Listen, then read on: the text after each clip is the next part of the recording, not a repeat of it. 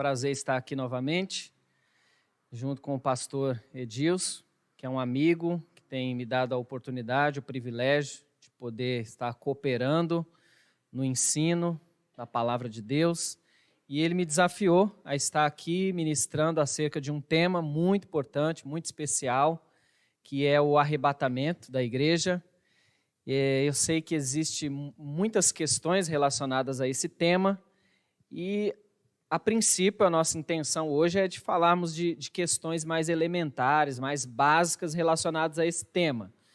Eu sei que quando nós pensamos em arrebatamento, nós evocamos várias questões. A mente vai longe. A mente vai longe. Mas quero saber hoje se ele é pré-milenista, pós-milenista, amilenista, se é pré-tribulacionista, pós-tribulacionista, ou se é mesotribulacionista. E aí confundiu muita gente.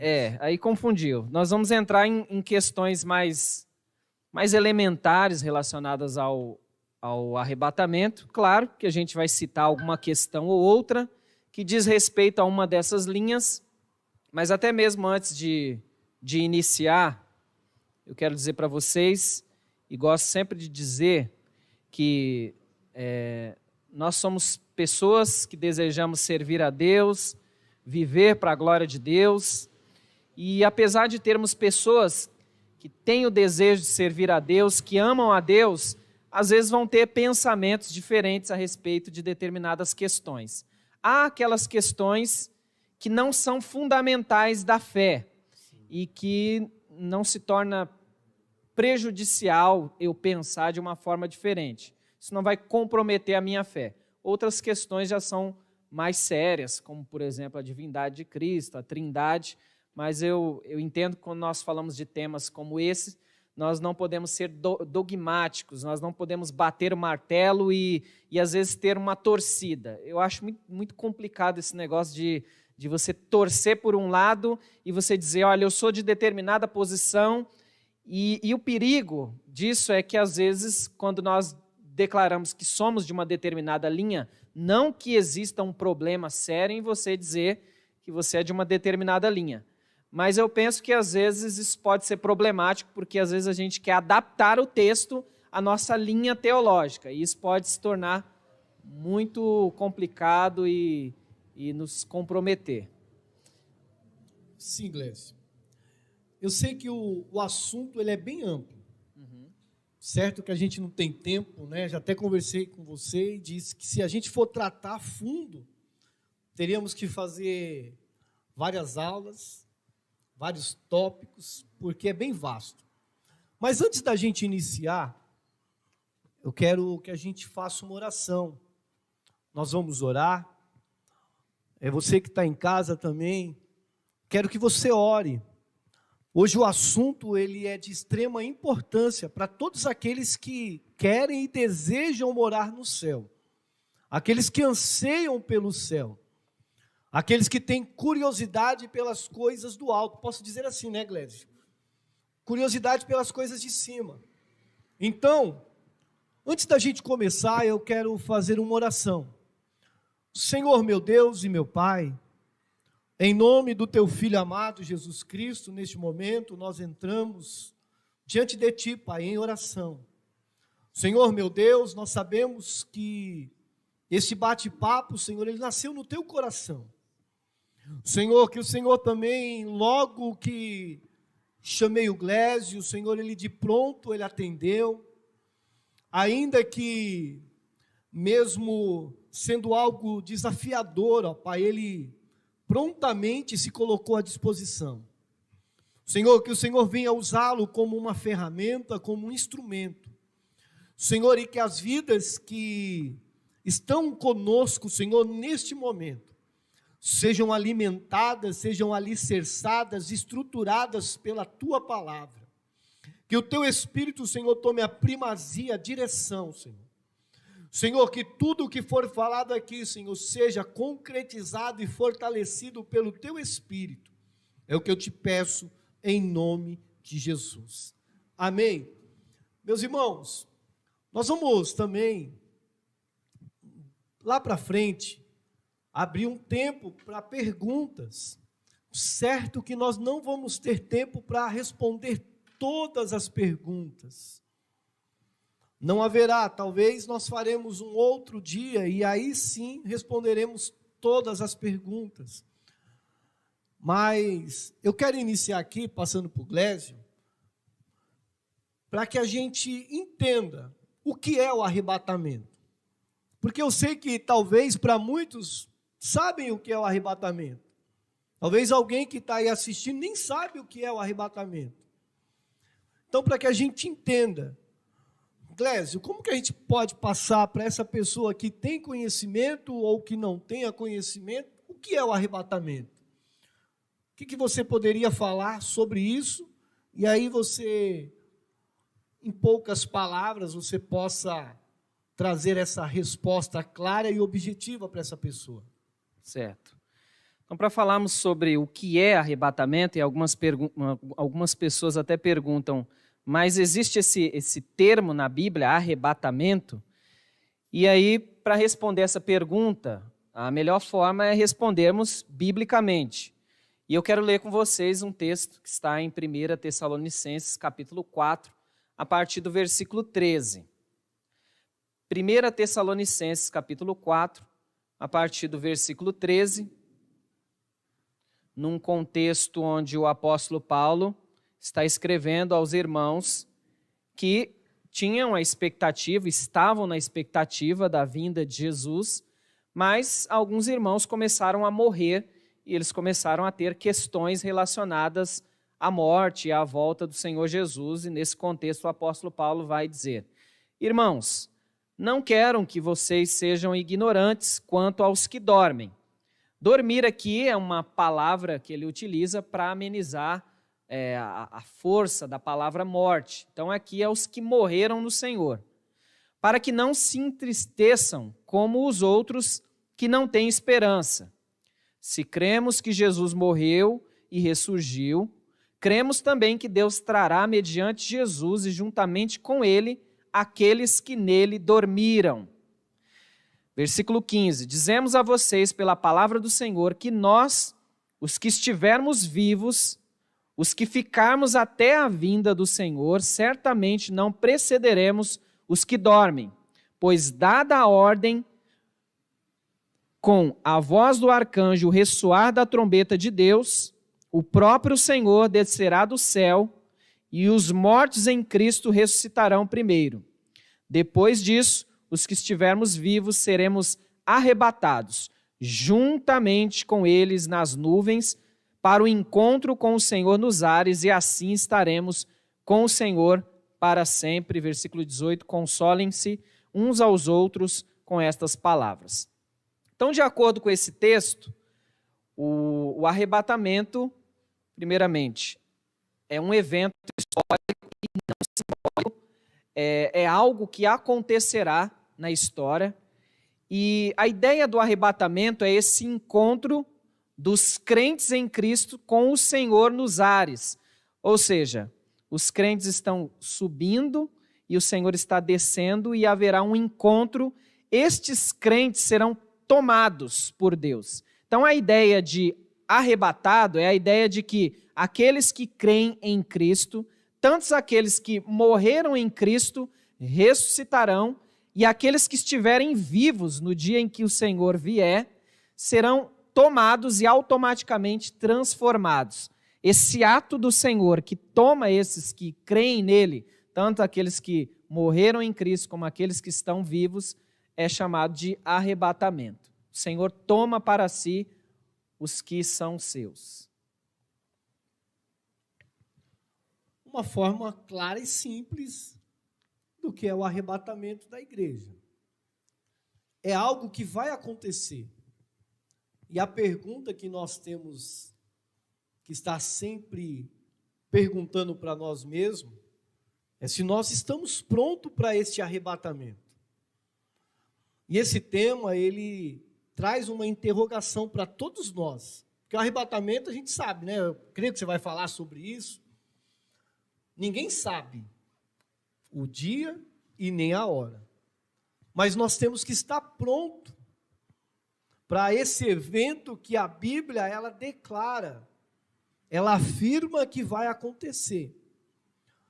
Então, que você esteja preparado para isso, que você esteja pronto para isso.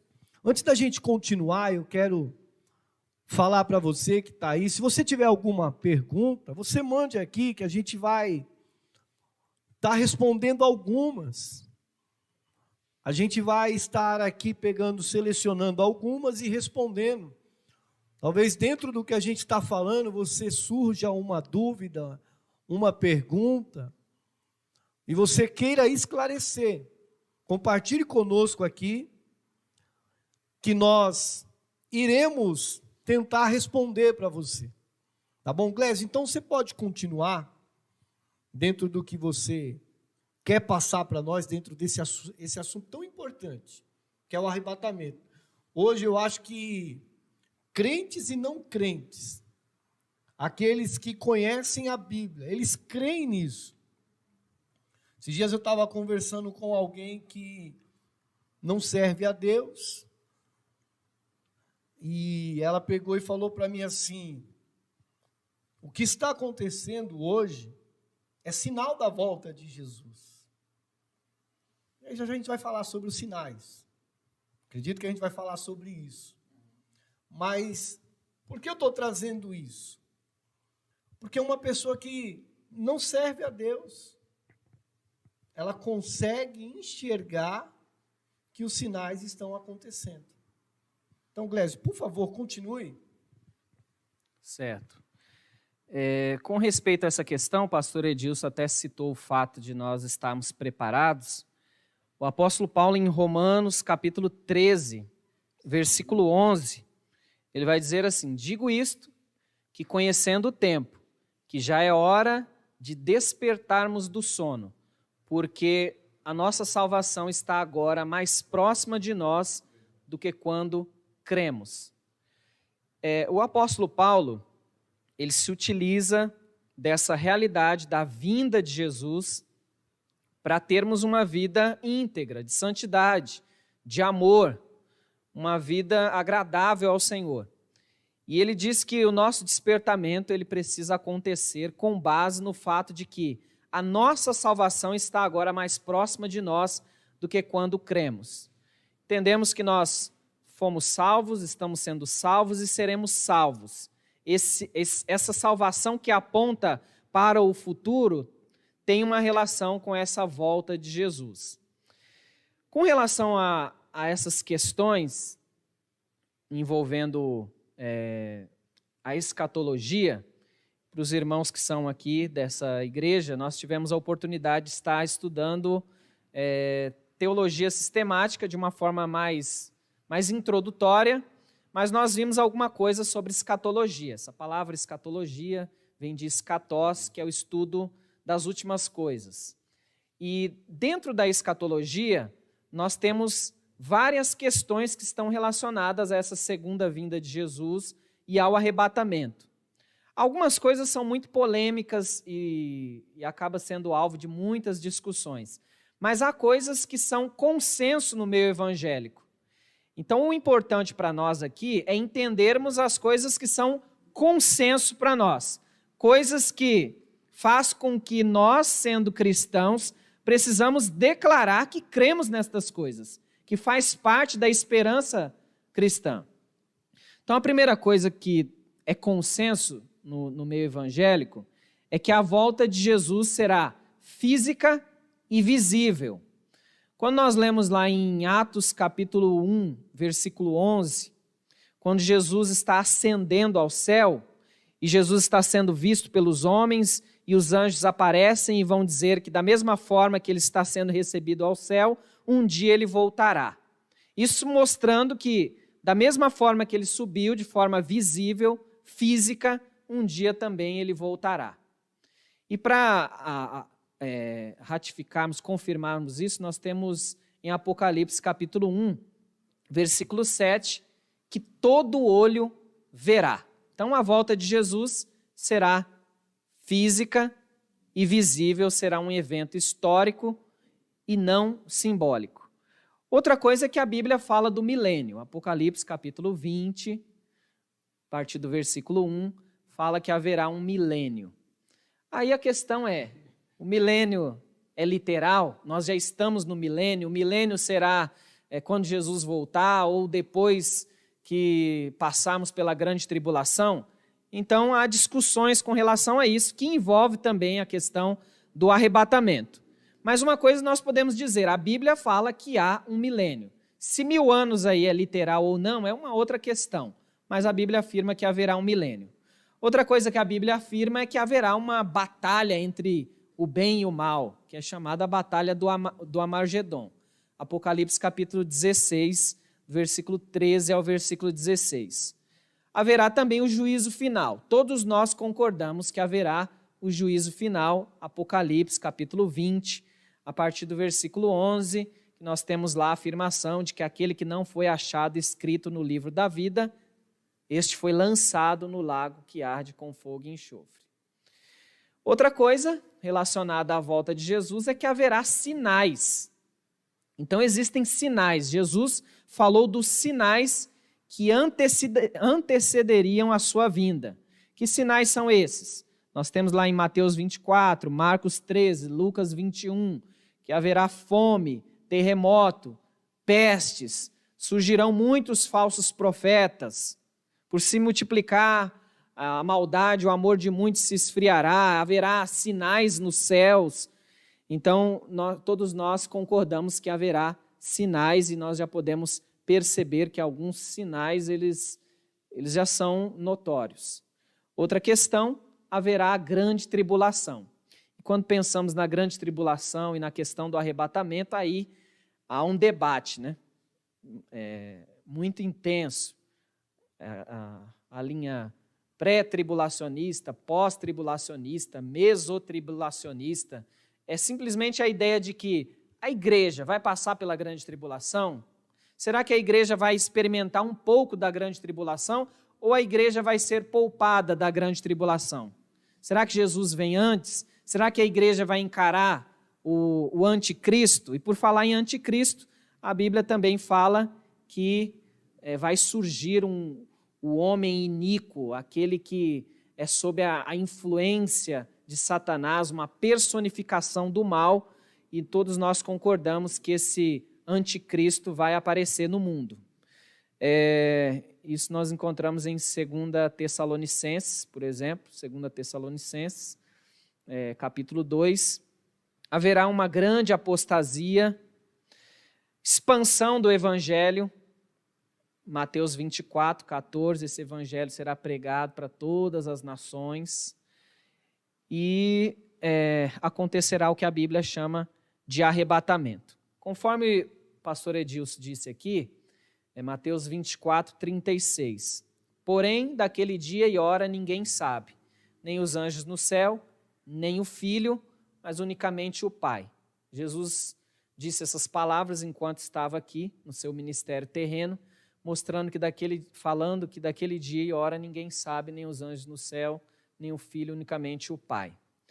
Então, a primeira coisa que a gente precisa ter em mente nós temos que ter cuidado com algumas afirmações e muitas pessoas acabaram colocando alguma data de um tempo em que Jesus viria e a gente precisa tomar cuidado com isso. Daquele dia e hora ninguém sabe. Outra coisa é que os evangelhos mostram também que Jesus virá como um ladrão, de uma maneira inesperada. E aí o texto que nós lemos, que é 1 Tessalonicenses capítulo 4, são questões importantes sobre o arrebatamento. E aí, o que a gente precisa pensar é assim, precisamos tomar o cuidado de que quando nós estamos estudando a Bíblia e quando nós estamos estudando escatologia ou esses temas que aguçam muito a nossa curiosidade, nós termos a intenção de estudarmos apenas para satisfazer um interesse, um desejo intelectual. E a verdade é que isso aqui está relacionado à nossa esperança. Para nós é importante sabermos quem nós somos, de onde viemos, como devemos viver, não é? Mas também para onde nós iremos. Nós fomos renovados para uma viva esperança.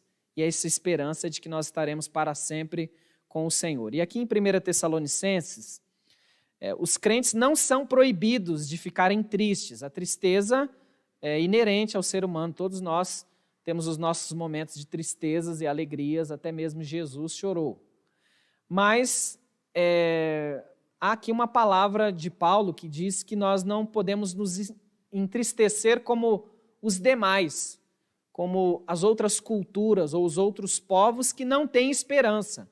Então nós temos esperança. E temos esperança porque cremos que Jesus morreu, ressuscitou e voltará, como ele mesmo disse. E ele vai dizer aqui em 1 Tessalonicenses que ele diz pela palavra do Senhor. Ele recebe uma revelação direta do Senhor, uma palavra do Senhor. Ele está sendo direcionado pelo Senhor para falar o que está escrevendo aqui em 1 Tessalonicenses. E aí ele vai falar das questões relacionadas ao arrebatamento. Primeiro, os mortos em Cristo ressuscitarão. Percebam que a questão do arrebatamento está relacionada também à ressurreição. Nós cremos na ressurreição. E para fortalecer essa ideia, nós temos 1 Coríntios capítulo 15, a partir do versículo 58, que o apóstolo Paulo vai escrever. Primeiro que 1 Coríntios capítulo 15, do versículo 1 até o versículo 58, nós temos aí uma divisão da seguinte maneira. O apóstolo Paulo fala, primeiro ele trata da apologia da ressurreição, então ele defende a ressurreição. Se vocês não creem que Jesus ressuscitou, então a fé de vocês é vã, e vocês ainda estão nos pecados de vocês. A pregação nossa é vã, e tudo isso que vocês estão fazendo é vão, se Cristo não ressuscitou e vocês não acreditam na ressurreição dos mortos. A segunda questão é a natureza da ressurreição. O apóstolo Paulo vai fazer uma comparação. Existem algumas coisas que nós já podemos ver no mundo natural. Exemplo, existem corpos que são diferentes. Uma é a carne dos homens, mas outra é a carne dos peixes e outra é a carne dos animais. Quando nós olhamos para os astros no céu, nós vemos que uma estrela difere em glória de uma outra estrela, ou seja, Deus teve o poder de criar corpos diferentes, não terá o poder de criar corpos gloriosos, revestidos de glória? Então, ele vai dizer também que se de um lado nós somos a semelhança de Adão, nós teremos a semelhança de Cristo. E aí ele está fazendo uma comparação do que é natural e daquele que é espiritual, mostrando que nós teremos um corpo glorificado. E aí ele vai falar do evento da ressurreição. E ele diz, eis que vos digo um mistério. Na verdade, nem todos dormiremos, ou nem todos morreremos, mas todos seremos transformados. No momento, num abrir e fechar de olhos, ante a última trombeta, porque a trombeta soará, e os mortos ressuscitarão incorruptíveis. Convém que isso que é corruptível se revista de incorruptibilidade, isso que é mortal se revista de imortalidade. Então ele está falando que com a vinda de Jesus, com o arrebatamento, haverá também a transformação do corpo para aqueles que estiverem aqui e haverá a ressurreição para aqueles que dormem no Senhor. Receberão o corpo glorificado. Alguma pergunta aqui? Tem algumas aqui, mas você já respondeu. Mas eu quero pegar aqui. Foi feito aqui, pelo Mateus. Sei que você já falou. Mas o Mateus, ele pergunta: quais sinais mostrarão a volta de Jesus? Você quer dar uma pincelada nessa pergunta? Certo. Eu sei que quando nós pensamos na volta de Jesus, uma das coisas que nos vem à mente normalmente são os sinais. Será que nós já temos sinais? Sim, né? É óbvio quando nós lemos os textos que eu apresentei aqui, inclusive Mateus capítulo 24, Jesus vai falar de alguns sinais que antecedem a sua vinda. Fome, terremoto, pestes, o aparecimento de falsos profetas, nação contra nação, reino contra reino, guerras e rumores de guerras. Essas coisas nós já presenciamos, temos ouvido a respeito dessas coisas e talvez o momento que nós estamos vivendo agora, um momento de pandemia, que muitos nunca enfrentaram uma situação parecida. Então essas coisas nos deixam com alguns pontos de interrogação. Será que são um sinal da volta de Jesus? Ao mesmo tempo que nós sabemos que essas coisas são sinais, elas sinalizam para o tempo da vinda do Senhor Jesus, ao mesmo tempo não nos cabe a nós fazer algumas afirmações. A gente precisa ter o cuidado, né, de não fazermos determinadas afirmações. E qualquer coisa que acontece diferente, você já percebe que tem pessoas que já vão para o YouTube, para as redes sociais, e começam a falar várias coisas, que é o sinal que Jesus está às portas. E talvez alguém perguntaria assim, falta alguma coisa ainda para se cumprir?